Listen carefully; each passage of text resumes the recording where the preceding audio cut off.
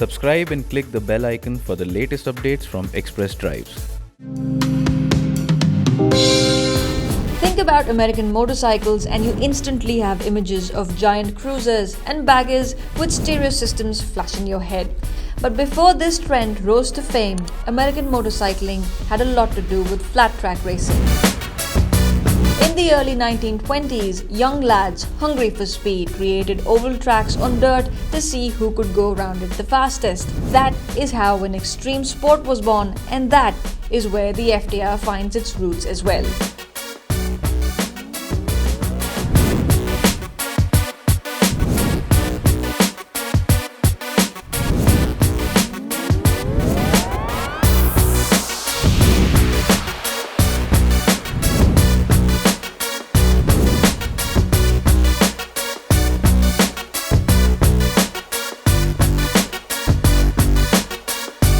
I haven't even ridden it too much, but I'm already convinced that I am riding a special motorcycle today.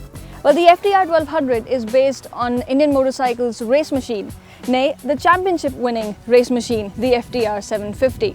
It is a flat track bike, but with some changes that render it road legal. So what we're riding today is the FTR 1200S. It is powered by a 1200cc V-twin, gets adjustable suspension on both ends. In fact, the rear suspension and the swing arm design is very similar to the race bike, the FTR 750. The tires are Dunlops with treads which are customized, of course, inspired by flat track racing. Another thing that's very different about this bike is that the fuel tank is below the seat and the airbox is right above the engine.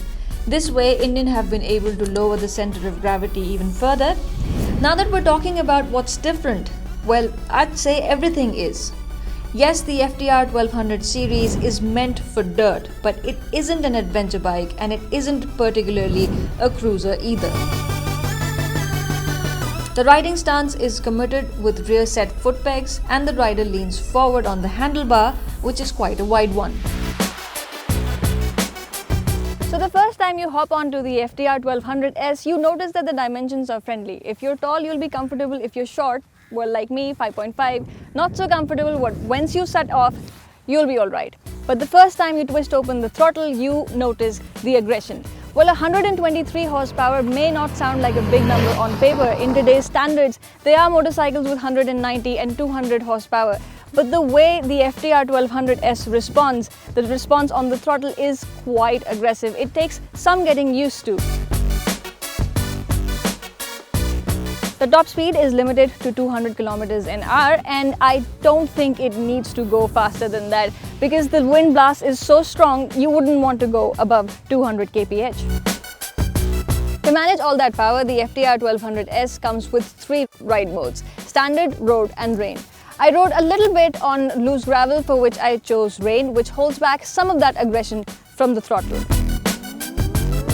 However, if you must be one of those exuberant riders who like to get the rear out for a cool Instagram moment, it also has a track mode which turns off the traction control and the ABS. All of this can be managed quite easily through this fantastic looking TFT colored touchscreen. Well, it is touchscreen, and the best part about this is that you can use it with gloves on, which is cool. Like I said earlier, the FTR isn't really an off-road bike, and when you do go off-roading, you see why. The suspension setup feels quite stiff despite a 5-inch travel in the forks up front, and the ride can get quite harsh. The riding stance does not encourage standing on the foot pegs to take on off-road much, but having said that, riding on dirt and gravel on flat surfaces is absolutely sublime on this motorcycle, thanks to flat track tire treads. There's ample grip. But it definitely likes the road more. It's easily flickable from side to side, but don't expect sports bike like swift directional changes either. I like the brakes on this, as responsive as you need them to be, and the ABS intervention is also just right. Now, the fuel tank capacity may be a spot of bother to some because it is only about 13 liters, which means after every 190 to 200 kilometers, you will have to make fuel stops. Well, if you don't mind doing that, no problemo. The FTR can comfortably sit at highway speeds without the engine feeling stressed at all, and I mean at all. And it also features cruise control, which is easily accessible through a toggle under the left thumb. To the list of all the good things about this motorcycle, it must be added that it looks drop-dead gorgeous. The race replica looks even better with a red frame and an Acropovich exhaust. Well, they say that Indian have never built a bad bike. But this 1200 FTR, well, it hasn't broken the trend. Now, I was just in talks with Indian motorcycle people just recently, and there has been some response on the FTR 1200S. They've already sold some units. Now, a lot of people have been thinking of the FTR 1200 as an adventure off-road bike. About the off-roading, if it's hard-packed dirt and gravel, the FTR 1200 is great to slip and slide on and have fun, and you can be confident on this motorcycle if it's loose surface like that. The FTR 1200S and RR and the standard version as well, they're essentially a street motorcycle.